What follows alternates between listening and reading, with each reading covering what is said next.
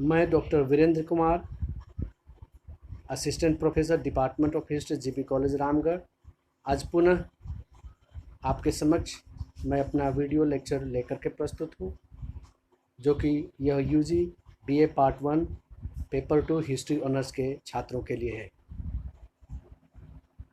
Topics है मध्यकालीन Europe में शहर एवं व्यवसाय का विकास। इस शीर्षक को समझने के लिए सबसे पहले हम सभी को कुछ ऐतिहासिक बातों को ध्यान में रखनी होगी। रोम साम्राज्य के ह्रास तथा पतन के दौरान आक्रमणों, अग्निकांडों एवं युद्धों के बावजूद कुछ नगर बच रहे थे। ये नगर इस बात की पुष्टि करते हैं कि जिस प्रकार प्राचीन विश्व के विभिन्न भागों में भव्य तथा समृद्ध नगर विद्यमान थे, उसी प्रकार मध्ययुगीन यूरोप में भी आकर्षण से संपूरित तथा धनी आबादी वाले नगर थे, जिन्होंने मध्यकाल की सभ्यता, व्यापार तथा राजनीति के विकास में महत्वपूर्ण पाठ अदा किया। इस काल के नगरों को देखकर आज भी यूरोपीय पर्यटक आश्चर्य प्रकट करते हैं और नगरों अथवा उनके खंडहरों को देखते ही उनके मुख से चित्रतम, अद्भुत, मनोहारी आदि शब्द निकल पड़ते हैं। पर्यटक उन संकरी कुटिल गलियों को, जो न जाने कहाँ ले जाएंगी, और आसपास सटे ऊंचे कंगूरों वाले घरों की, जिन पर बाहर की ओर कोरणी का काम हुआ रहता है, स्वाभाविकता को देखकर विस्मित रह जाते हैं। इन घरों की ऊपरी मंजिलें संकरी गलियों में इतना आगे की ओर बढ़ी होती हैं कि कोई लंबी टांगों वाला व्यक्ति एक मकान की खिड़की से सामने वाले मकान की खिड़की पर पैर रख सकता है।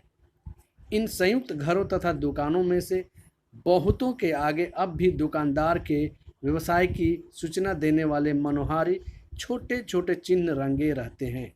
इन संकेतों का प्रयोग इसलिए किया जाता था कि मध्य युग में अधिकांश लोग पढ़ना नहीं जानते थे। रोम साम्राज्य के उत्कर्ष के काल में नगरों का अत्यधिक विकास हुआ था और साम्राज्य के पतन के काल में भी अनेक नगर बच गए थे। आइए हम बारी बारी से आगे का पॉइंट देखें। सबसे पहले हम सभी देखेंगे मध्ययुगीन यूरोप में भी आकर्षक नगर थे। रोमन साम्राज्य के ह्रास तथा पतन के दौरान आक्रमणों, अग्निकांडों एवं युद्धों के बावजूद कुछ नगर बच गए थे।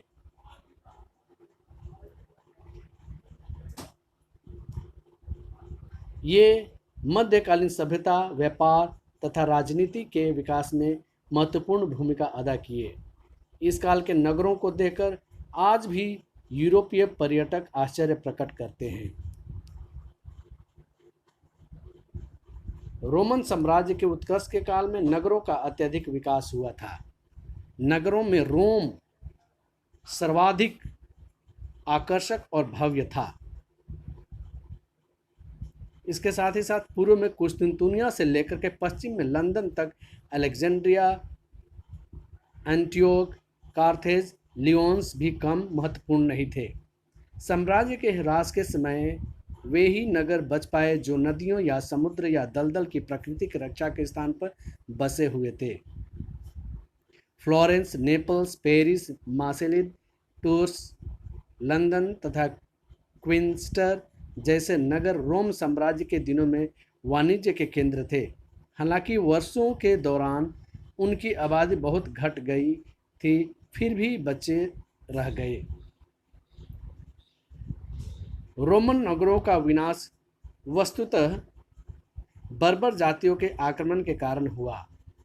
गौथ, हुन, फ्रांक आदि आक्रमणकारियों ने यूरोपीय नगरों को विनिष्ट कर डाला, जिससे नगरों का महत्व घट गया। व्यापार के कम होने से नगरों की सारी चहल पहल समाप्त हो गई, वे स्पंदहीन हो गए। व्यापारी रेशम, चांदी, मसाला, मदिरा, तेल आदि का व्यापार करते थे। व्यापार रुक जाने से व्यापारी तबाह हो गए। धीरे धीरे ग्राहकों की संख्या बढ़ गई। नगरों में निवास करना भी मुश्किल हो गया और नगर के लोग गांव के क्षेत्र में जाकर जीवन का निर्वाह करने लगे। तीसरा पॉइंट हम सभी देखेंगे 10वीं एवं 11वीं सदी में नवीन नगरों का विकास होने लगा। संपूर्ण 10वीं सदी तथा 11वीं सदी के आरंभ में ऐसे अनेक प्राचीन रोमन नगर जो अंधकार युग में जीर्ण हो गए थे, पुनः अपनी लंबी निद्रा से जाग उठे और बहुत से नवीन नगरों का विकास होने लगा। अगला पॉइंट है सामंती व्यवस्था के अंतर्गत नगर। सामंतवाद के विकास के क्रम में यूरोप में नगर बसने लगे। सामंती व्यवस्था के अंतर्गत कुछ नगर सामंतों के अधीन थे और कुछ स्वतंत्र थे। धीरे धीरे व्यापार में तेजी आई, कुछ चमक वापस आई। नगरीय सभ्यता के विकास में इटली अग्रगण्य था। 5वां पॉइंट है धर्म युद्ध का प्रभाव। धर्म युद्ध के कारण इटली ने पूरब के देशों से व्यापार करके अपनी अपनी संपत्ति में अत्यधिक वृद्धि कर ली। धर्म योद्धाओं को अपनी जहाज ढोकर इटली के जिनेवा, पीसा, वेनिस आदि नगरों ने अपरिमित धन कमाया। व्यापार धन वृद्धि का महत्वपूर्ण स्रोत है और धन सारे विकासों का मूल है। जैसे कि हम सभी जानते हैं, धन की प्रचुरता के कारण इटली के नगरों की शक्ति में वृद्धि हुई और उन्होंने स्वाभाविक रूप से अपना विकास करना प्रारंभ कर दिया। अगला पॉइंट है वेनिस का पूर्वी भूमध्य सागर तट पर अधिकार। कालांतर में वेनिस का पूर्वी भूमध्य सागर तट पर अधिकार हो गया और उसकी समृद्धि तथा विकास का द्वार खुल गया। इससे पूरब देशों के साथ व्यापार में काफ़ी वृद्धि हुई। धीरे धीरे उस क्षेत्र के व्यापार पर इसका एकाधिकार हो गया। भौगोलिक खोजों का प्रभाव। भौगोलिक खोजों ने अफ्रीका, अटलांटिक व प्रशांत महासागरीय क्षेत्रों की भी जानकारी उपलब्ध कराकर व्यापार का केंद्र अटलांटिक तटीय क्षेत्रों को बना दिया। इस क्षेत्र में पुर्तगाल, स्पेन, फ्रांस, इंग्लैंड ने महत्वपूर्ण भूमिका अदा की और समृद्धि पाई। उसने यूरोपीय समृद्धि के मार्ग को खोल दिए। धीरे धीरे यूरोपीय नगर पुनः चमकने लगे। पूर्वी देशों के साथ महत्वपूर्ण व्यापार कपड़ा व मसाले का होता था। अमेरिकी देशों से सोना चांदी का आयात होता था। अफ्रीका से उस समय दास व्यापार आरंभ हुआ। व्यापारिक संगठन श्रेणी अब कंपनी में परिणत हो गई। वाणिज्य व्यापार के लोभी ने पूंजीवाद के विकास में अपना महत्वपूर्ण योगदान दिया। अंतिम जो बिंदु है, मुख्य बिंदु है, नगर संस्कृति विकास के उद्गम स्थान थे। उद्योग तथा व्यापार के प्रसार के साथ साथ नए नए विचारों तथा आदर्शों का भी प्रचार होना आरंभ हुआ। नगर व्यापारियों के पास धन का अभाव नहीं था। इससे सांस्कृतिक कार्यक्रमों को बढ़ावा मिला। आइए हम अंततः मध्यकालीन यूरोप में शहर एवं व्यवसाय का विकास तो हुआ ही, इसके साथ साथ नगरों का महत्व कैसा रहा उसके बारे में हम सभी अभी देखेंगे। मध्ययुगीन नगरों ने यूरोप वासियों के जीवन के समग्र पहलुओं, राजनीतिक, आर्थिक, सामाजिक तथा सांस्कृतिक को अनुप्राणित किया। अतः इस काल के यूरोप की सभ्यता तथा संस्कृति के विकास में नगरों के योगदान की उपेक्षा नहीं की जा सकती है। इन नगरों का राजनीतिक महत्व अत्यधिक है। 13वीं शताब्दी तक नगर राजनीतिक दृष्टि से महत्वपूर्ण हो गए थे। इंग्लैंड तथा फ्रांस दोनों देशों में नगर निवासियों को पार्लियामेंट में बैठने की अनुमति थी और वे उसमें बैठते थे। अतः पार्लियामेंट की शासन नीति तथा निर्णय को उन्होंने काफ़ी हद तक प्रभावित किया। उनके पास पैसा होता था और राजा यह जानते थे कि अगर उन्हें राष्ट्र के मामलों पर होने वाली बहस में भाग लेने का अवसर दिया जाएगा तो वे कर चुकाने के लिए अधिक तत्पर रहेंगे। नगरों ने यूरोप के आर्थिक पहलू को भी गहरे रूप से प्रभावित किया। सच पूछा जाए तो जीवन के इस बिंदु पर नगरों के विकास का अत्यधिक प्रभाव पड़ा।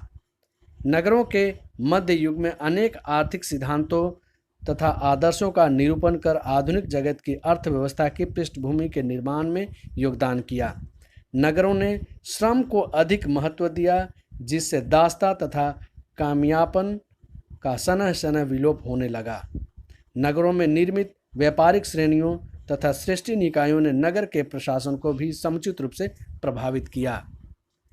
नगरों ने जीवन के सामाजिक पहलू को भी अत्यधिक प्रभावित किया। नगरों के कारण यूरोप के समाज में दो नए वर्ग पैदा हुए। पहला श्रमिक वर्ग, दूसरा मध्य वित्त वर्ग। प्रथम श्रेणी में कुशल तथा अकुशल श्रेणी के श्रमिक थे। दास तथा मजदूर इसी वर्ग का प्रतिनिधित्व करते थे। दूसरी श्रेणी में धन कमाने वाले श्रमिक थे। ऐसे श्रमिकों में महाजन, व्यापारी, उद्योगपति तथा पूंजीपति आते थे। स्मरण रहे कि नगरों के विकास के पूर्व अर्थात 11वीं तथा 12वीं शताब्दियों में यूरोप का समाज दो वर्गों में विभाजित था, पादरी वर्ग तथा सामंत वर्ग। नगर संस्कृति प्रोन्नति के भी उद्गम स्थान थे। उद्योग तथा व्यापार के प्रसार के साथ साथ नए नए विचारों तथा आदर्शों का भी प्रचार होना प्रारंभ हुआ। नगर व्यापारियों के पास धन का अभाव नहीं था। उन्होंने नगरों की सौंदर्य वृद्धि में अपना धन लगाया। जब नगरों की आबादी बढ़ चली और आबादी की अधिकता के कारण नई नई समस्याओं ने जन्म लेना प्रारंभ किया, तब इन समस्याओं के निदान के लिए विकास के नए मार्ग, नए साधन भी खोज डाले गए। व्यापारियों ने कला को प्रोत्साहन दिया, चित्रकारी को विकसित किया और साहित्य तथा साहित्यिकों को संरक्षण दिया। फलतः मध्य युग में यूरोप आकर्षक तथा भव्य अट्टालिकाओं से भर गया, स्वर्ग की तरफ सिर उठाए प्रवेश द्वारों से भर गया और शक्तिशाली राजा प्रसादों तथा कलात्मक मंदिरों से संपूरित हो गया। अब न तो मठ का युग था और न सन्यासी का जीवन धारण करने का काल था। अब साहित्य की सरिता बहने वाली थी, कला का स्वर सुमधुर होने वाला था। इटली के नगरों ने पुनर्जागरण के रूप में जीवन को विभिन्न रंगीनियों से भर दिया। जिनेवा ने स्थापत्य कला का विकास किया तो फ्लोरेंस ने साहित्य तथा कला का अन्य पक्षों को संवारा। दांते, Petrarch, Machiavelli, Michael Angelo, Leonardo da Vinci, Galileo जैसी विभूतियों ने सांस्कृतिक विकास की दूरी तय की। अगर नगरों के पास प्रचुर धन का संचय नहीं होता तो कला, साहित्य तथा संस्कृति के अन्य पक्षों का विकास संभव नहीं होता। अंत में हम कह सकते हैं, वास्तव में समस्त पुनर्जागरण की जड़ में सुसंपन्न मध्ययुगीन यूरोपीय नगर ही थे। धन्यवाद।